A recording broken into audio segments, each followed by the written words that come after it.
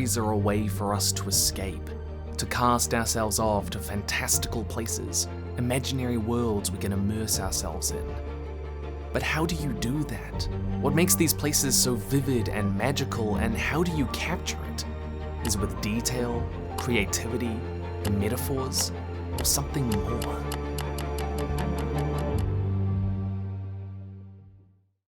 That's why I've been studying 31 books from amazing authors across a ton of genres, even different languages, why their descriptions work, and what we can learn.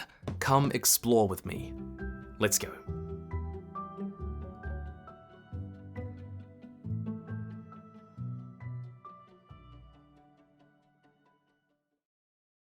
And I've created a whole companion video discussing more about description as episode 4 of my ongoing Beyond Writing series, which you can get access to with the Curiosity Stream Nebula bundle linked below, as they've kindly sponsored this video. It's really great to be able to sponsor videos with my own content. Use my link down in the description. Part 1. The first mistake writers make. One of the easiest traps that people fall into is thinking good description is about trying to find the prettiest words to replicate what you have in your mind in the mind of the reader. The trap being that that's a lie, funded by big description. No, the trap being that it is partly that, but not only that. One, trying to perfectly replicate what you have in your mind is never going to work, even if they're close, and that's part of the beauty of writing, right? But hurling a list of nouns and adjectives at the reader doesn't necessarily help us immerse ourselves in the setting or remember it. And that's because I've found that the best descriptions focus on experience over details. We slept in what had once been the gymnasium. The floor was of varnished wood with stripes and circles painted on it for the games that were formerly played there. The hoops for the basketball nets were still in place, though the nets were gone. A balcony ran around the room for the spectators, and I thought I could smell, faintly, like an afterimage, the pungent scent of sweat shot through with the sweet taint of chewing gum and perfume from the watching girls. Dances would have been held there. The music lingered, a palimpsest of unheard sound. There was old sex in the room, and loneliness, and expectation of something without a shape or name. Atwood could have here just listed the varnished wood, stripes and hoops and balcony in a string of nouns and adjectives, and it would have been accurate, but the words and framing like had once been, formerly, an afterimage, and lingering focus on how the setting feels lifeless, isolating, and empty compared to what it once was. In other words, the experience. The reality is that we don't tend to remember that many details about a place. We do, however, remember the general impressions and feelings we associate with a place. So, I'm curious for your thoughts. What fictional place feels most vivid and real to you?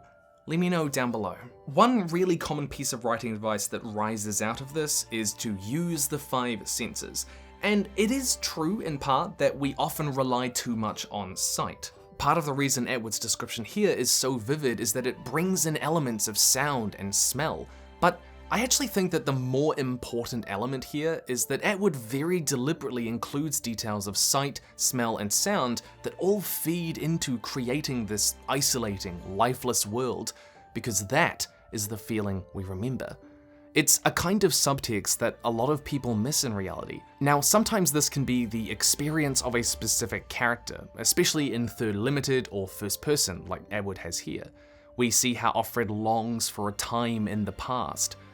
But it's just as often the experience of the place more generally. I'm just imagining someone describing everything by taste now. They walk into a city and they're just, the walls, tastes like good old Egyptian alabaster. Beartown isn't close to anything. Even on a map, the place looks unnatural, as if nature and man were fighting a tug-of-war for space, and the town is losing. It has been a very long time since it won at anything. More jobs disappear each year, and with them, the people. And the forest devours 1 or 2 more abandoned houses each season. Sometimes the entire community feels like a philosophical experiment. If a town falls in the forest, but no one hears it, does it matter at all? Beartown is written in third-person omniscient, and this isn't channeling any specific character. Most of this language is quite evocative, a tug of war with nature and the town is losing. I just love that bit of description. Bachman could have detailed any number of things which are factually in the town, but he focuses on the experience of this place, and the specific details he does include here build into that feeling, rather than just being a list of things that are there. But, like when I talk about experience here, it can be something really, really simple, like a road feeling busy, a castle feeling empty, a house feeling old. It doesn't need to be deep or profound like these two. So one, if you're writing in first person or third limited, then which details would your main character notice, emphasize, or minimize more than others would? Like Offred in The Handmaid's Tale notices the details of times past. 2, what details or feelings does the place invoke? And 3, do the details you mention feed into that impression? Not everything needs to, but whatever you include, keep in mind that so much of amazing description comes from Part 2, specificity. The 9th vestibule is remarkable for the 3 great staircases it contains. Its walls are lined with marble statues, hundreds upon hundreds of them, tier upon tier rising into the distant heights. I climbed the western wall until I reached the statue of a woman carrying a beehive, 15 meters above the pavement. The woman is 2 or 3 times my own height, and the beehive is covered with marble. Bees the size of my thumb. One bee, this always gives me a slight sensation of queasiness, crawls over her left eye. Specificity works on 2 levels. 1, narrow in on details. Clark here gives some general descriptions of the walls and staircases, but she narrows in on a particularly memorable image. A woman carrying a beehive with a bee crawling over her eye. It's visceral and memorable because it sparks a sense of queasiness in us as well. Nobody wants a bug on their eye, even a cute little bumblebee. It's an experience through detail, not general statements. Specificity can also be used to subtextually indicate which features of a location are more important without saying, hey, you've got to remember this, it's gonna come back later. So, like, if Gray the Wizard Who Likes Cats comes across a creepy house, you might narrow in on how a painting of a dead Dutch woman seems to watch you. Not only because it's creepy, but because, maybe it opens up to a secret passageway later. I don't know. Details tend to be more memorable, even if it's as simple as a wonky table leg. So, my good friends, my old chaps, my illustrious lovers, my many-armed companions, compatriots of the modern day, do you have a favorite specific detail that you've read or written that has really stuck with you? I would love you to share it down below. Secondly, word choice. A purple flowering vine had colonized the lighthouse wall and curled itself around the remains of the door on its left side. The vine here hasn't just attached itself to the door, but colonized it, which has so many more connotations of it being possessive, invasive, personal. Especially in this book, Annihilation, if you've read it, it's about the blurred line between you and your environment. So you can use description to capture and reflect your themes as well. Also, unfortunately, someone seems to have stolen my copy of Annihilation, which is one of my favorite books ever, so you're stuck with Jeff Vandermeer's Dead Astronauts, which is one of the weirdest books I have ever read. And I've read House of Leaves. But look for whether you can use more specific nouns, verbs, and adjectives that add more connotations and subtext to what you're describing. But do be wary of exaggerating or dramatizing your descriptions. We've all read those pieces where someone just refuses to use the terms, red and blue, and instead insist on cerulean and vermilion. I mean, what do those add, really? Look at Piranesi. It's a visually stunning image, but to be honest, none of the verbs or nouns are especially that unique. Saying the beehive was enwrapped in marble doesn't really add depth or meaning over covered here, whereas colonized very much does compared to attached. And yeah, sometimes it's okay to just list off a quick few details to ground someone in the scene. Not every place is going to have an experience you need to really think about. I'm not saying you shouldn't do that, but that this is something you should keep in mind for description more broadly. You're laying out the mental landscape as much as the physical, where someone needs to keep their attention, what they need to remember, what's meaningful. Okay, so you know to talk about the experience, you know to use specificity, but in the first place, you've kind of got to know part 3, what to describe. There are typically 4 things that really matter. 1, setup and payoff. Establishing things in your setting that are gonna come back in the narrative later on, especially if the tension is reliant on knowledge of those things. Otherwise, it can kind of feel like... This doesn't need to be super specific. In A Song of Ice and Fire, we're told that King's Landing has a ton of secret passageways, but not where they are, and it's still fine when they're used to help Tyrion escape prison, because, you know, we have enough knowledge that it pays off. Sometimes features are also implicit in the setting, like nobody is going to question tables being in a great hall when they turn up in a fight scene, even if you didn't mention them explicitly before. But the more coincidental that a feature might appear, the more you need to set that up in your description. You know, don't say, oh, they were in the library reading books when they get attacked, and he grabs the Cthulhu statue, smashes his opponent over the head, and summons the Eldritch Gods, when you never established the Cthulhu statue before. 2, interesting features, especially those that contradict the reader's expectations of what a setting is gonna be like. Now, just because we find certain elements of our world or setting really interesting does not mean that the reader will. But think about, you know, the bee crawling over that woman's eye. That's an interesting image regardless. 3, whatever gives a sense of place. When describing King's Landing, Martin highlights the Great Sept of Baelor, the Dragon Pit, the port, and spends a lot of words on the Red Keep. Now, none of these are particularly unique or important to our perspective character, or very experiential to be perfectly honest, but they're important to understand the layout of the city where a lot of this story is going to take place. But sometimes, again, people will just end up with a parade of random details, a string of nouns and adjectives that most people are gonna forget. This is actually something that I think Tolkien is rightly criticized for. Bring me his head. Yes, I know, criticizing Tolkien. I think I just angered the gods. I await whatever curse you lay down upon me in the comments. No, but really, he has beautiful poetic prose, but also a tendency to describe his places with a laundry list of details that most people end up skipping over or tend to forget. Let's look at how he describes Minas Tirith. He gives a good description at the start of how the gates and layered walls are laid out, which is important for our sense of space, especially in the siege to come. But then there's a lot of details like exact measurements and whether things face north or east or west, and these odd details about the walls. I think though this line at the end actually captures Minas Tirith better as a setting, as a location, more than any of the stuff before it does. Yet it was, in truth, falling year by year into decay, and already it lacked half the men that could have dwelt at ease there. In every street they passed some great house or court, over whose doors and arched gates were carved many fair letters of strange and ancient shapes, names Pippin guessed of great men and kindreds that had once dwelt there, and yet now they were silent, and no footsteps rang on their wide pavements, nor voice was heard in their halls, nor any face looked out from door or empty window. Not only are these great specific details, but it gives us an experience of Minas Tirith that we will remember, a place falling into decay. Is this my hottest take? I feel like saying Tolkien describes too much shouldn't be controversial, and you know what? The day may come when my courage fails and I forsake all bonds I have with this hot take.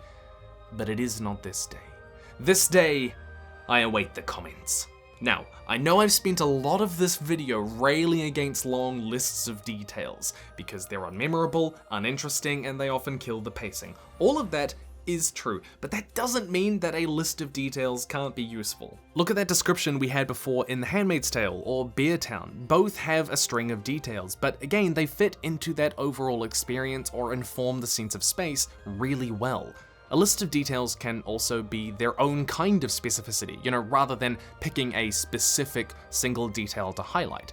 The Handmaid's Tale is kind of that, they have a series of really tactile, physical, sensory details attached to specific smells and sounds. Even if no specific detail stands out that much, it's still very specific. What you don't want is just a list of details that don't mean much. And I hope I've kind of given you an idea of what does mean a lot. But there is one last reason you might describe something. You want to. It's your story. Maybe you put a lot of effort into the architecture of your world and you just want to talk about it for a while. I say go ahead. No story is going to work for everyone, and trying to cater our book to be perfectly accessible to every person who might read it is just going to stunt your own style a lot of the time. These were the things that came to mind for me, but what else do you feel you might want to describe? But the funniest thing I learned when researching for this video is that really, most writers don't need to learn how to better describe, and you might be one of them. What they actually need to learn is Part 4, How Not to Describe. Sometimes people think they're setting the scene when what they're really doing is describing things that don't matter. I was reading Choi In-young's Xin Chao Xin Chao, and most of the story is set inside a house, but honestly, she barely describes it. We get a passing mention of a fire, a suede sofa, and a bookshelf, none of which are really memorable, and that's because sometimes the setting doesn't matter that much. Especially because people can imagine ordinary places pretty damn well, often even better than you could ever write them. Houses, parks, a busy road, even a castle or a satellite station. If your setting doesn't deviate from what most people would imagine, or the sense of place or detail just isn't that important, then simply saying it was a house or a river or whatever might be enough. In contrast though, In-young does describe the city that they're in, once at the start, and once at the end. A small city called Plauen, deserted buildings, empty parks, men sitting around streetcar stops reeking of alcohol. And this is followed by, the city was much smaller than I remembered, and had fallen into even deeper decline, to the point of looking eerily deserted. My old school had turned into a small factory, and a few old men were smoking in the backyard, watching me absently. My old home still stood in the same spot facing the park. There's meant to be this thematic comparison between the person she was as a child and the person she is as an adult, and likewise with the city. Some things are the same, some things are different. The setting has a deeper role to play here, unlike with the house, warranting further exploration and description. Maybe you want to use the setting to invoke feeling, to explore character, to create tension, to explore themes. And sometimes people withhold information about extraordinary places for effect too. The city lies at the intersection of leaves that move through seas and continents, and stretch into the vastness beyond the visible stars. The city extends upwards and downwards in preposterous arches and chasm-spanning bridges. This city is a vast, complicated, fascinating place that defies the laws of physics, and this is basically all we get, but it's intentional, These details alone allow us to imagine the majesty and wonder of this place, probably better than they could describe it. Even if all of our images will be different, that feeling is the more important thing, that imagination. Beyond this, description is often proportional to the role a place might play in the story, and that means that a lot of the time, you don't need to describe much at all. If the location is only around for a paragraph or two, if it doesn't feature a full scene, or the point of what happens there is, the psychology of the character or the prose, and the detail of the setting isn't that important. They don't interact with it. And this leads to a problem that I've seen a lot, and I know that I did when I was younger. Characters might stop at a river for a night, and the writer will take way too much time describing the river, even though it's really not that important to the narrative, all under the guise of setting the scene. Where that line is hard to say, and it's gonna come down to your own personal style as well. But okay, let's be honest, alright? Describing halls of marble statues and flying castles is kinda easier, they're fascinating on their own. What about Part 5, Ordinary Places? The boring, the monotonous, the uninteresting, the suburban house, the totally unremarkable town. Beneath her, the blue and white terraces of the Arab town overlapped one another, splattered with the dark red spots of peppers drying in the sun.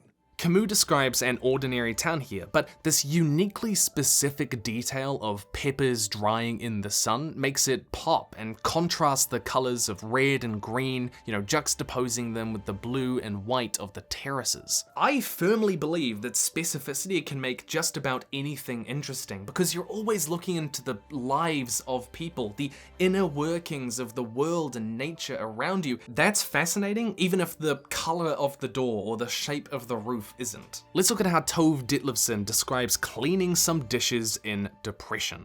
Lula stacked the dirty dishes on top of one another in nearly scalding water, so parsley sprigs, wilted lettuce leaves, and radish tops released and floated on top in a sad, greasy stew, which she appraised, disgusted for a moment, before she could bring herself to plunge her hands down into it and bring the porcelain out. This isn't a setting, but the principle applies. This is something very ordinary. It's cleaning the dishes.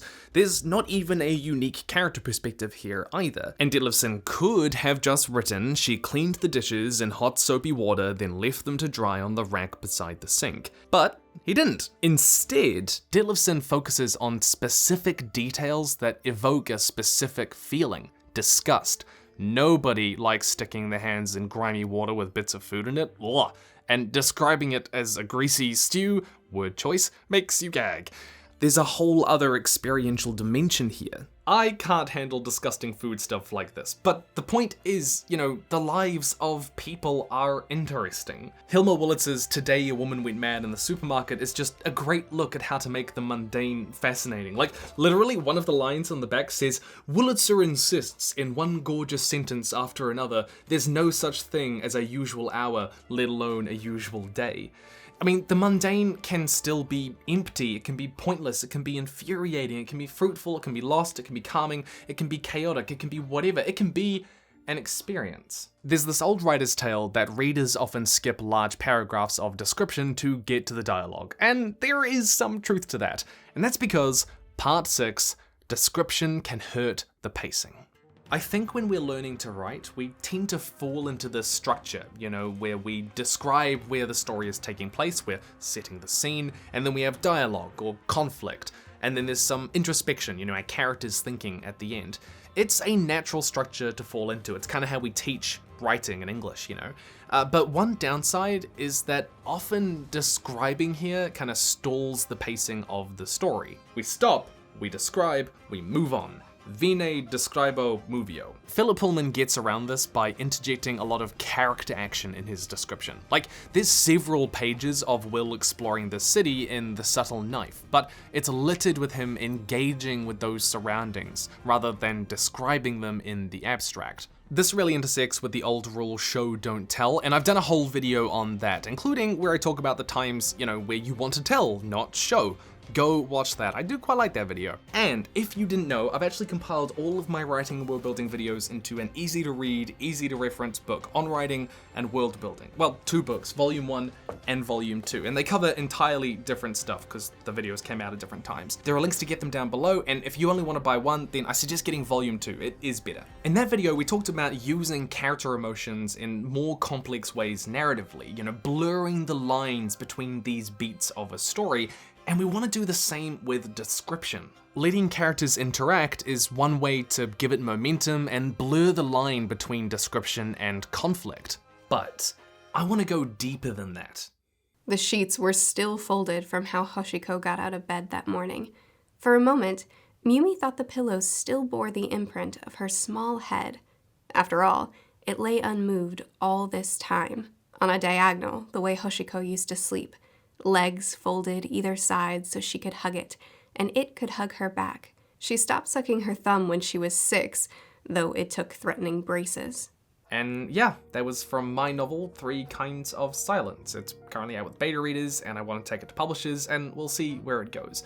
But my book is about a young mum who has lost her child, plus aliens. But I made a conscious decision with my descriptions. Whenever I describe her surroundings, particularly her house, I wanted it to focus on her grief and memories. I wanted there to be this constant sense that grief was a physical, tangible place as much as mental, that her grief was so woven into her surroundings that she couldn't escape it and kind of couldn't describe it without attaching it to those memories.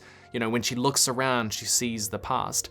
And you'll notice how quickly in just this paragraph she transitions from description to internal thoughts, to reflect how quickly she spirals. Most of the descriptions we've looked at today have some degree of internalization, even dialogue mixed in, and I want to encourage you to experiment more with structuring this sort of thing, to write passages where characters flit from location to location, following the thoughts of a character, prose that has, momentary bits of dialogue where it fits. Instead of feeling bound to this structure of setting the scene, characters talk and do things, then we move on and rinse and repeat. Description isn't just setting the scene, but interactions with the setting can be the scene when you mix it in with some deeper introspection.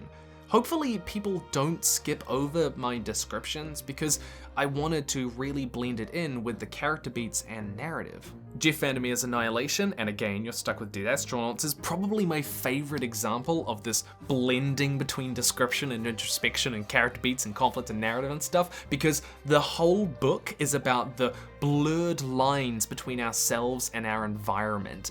And so I could barely find a paragraph where the description didn't somehow perfectly fit in with the character narrative. It's fantastic, read it. It flawlessly segues from character beat, and you have such a visceral understanding of this world. Because, fundamentally, description is a kind of exposition. It's information about your world, and so you can hide it in the same ways. I've done videos on exposition before, but Terry Pratchett adds humor to his descriptions, while Stephen King adds tension. About halfway down this fence, Richie could see a monstrous grove of sunflowers. The tallest looked 5 feet tall or more. They had a bloated, nasty look he didn't like. A breeze rustled them, and they seemed to nod together.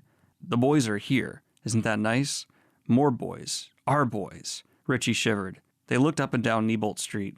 The street was utterly deserted. Richie could hear occasional cars passing on Route 2, but could not see them. Not only does King build up to the children coming here, the story beat, and that makes us curious about what this place is like, but he gives a series of details, which he seems to recognize aren't as important, before he narrows in on one specific detail that suggests this place is sick, monstrous, sentient, and hungry through the sunflowers. There's a promise of horrible things to come, tension. But having learned all of this, I think it's worth looking at an example of functional, but not necessarily that compelling description. In Part 7, Brandon Sanderson. Once again, I await my execution at the hands of the fantasy world. But look, okay, Brando the Mando Sando is an incredibly prolific writer, but he's not necessarily that well known for his elegant prose, and I think we can look at some of his descriptions to see why.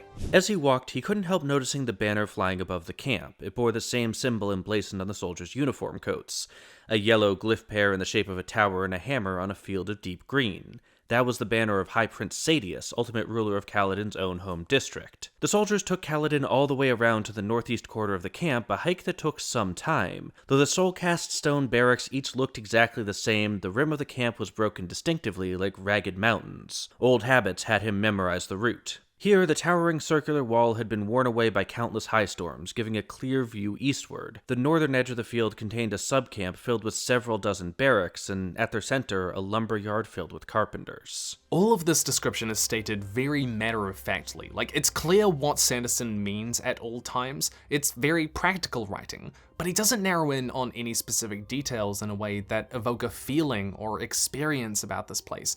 And the details he does give are purely expositional or uninteresting.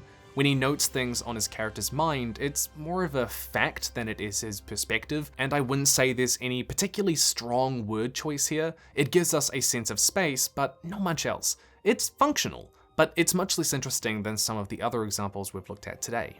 And I mean, Brando the Sando Mando is a fantastic example of someone who knows how to construct stories. That's where his real strength is, like the structure of his character arcs and his worlds and how they all work together. It's fantastic, it really is. And he's made so many compelling stories that people have fallen in love with. You know, like, you can totally be all of that and 100% succeed like he has. But there's nothing wrong with improving your description as well. But I have created a whole companion video to this one where we can discuss even more, like Terry Pratchett and why Hogwarts barely gets described, and the totally not traumatizing story Bridge to Terabithia, and I'm actually gonna show you the opening paragraph to my book and walk you through why I wrote the description like that, what it means, and hopefully show you how I kind of apply my own stuff, you know. It's part of my ongoing Beyond writing series over on Nebula, where I'm making a series to complement this one here. 4 episodes up already. Nebula, by the way, is a platform that a bunch of us creators made ourselves so that we did not have to live under the threat of having our livelihoods taken away by giant corporations. Helps us be more independent, we can make what we want, and there's no ads.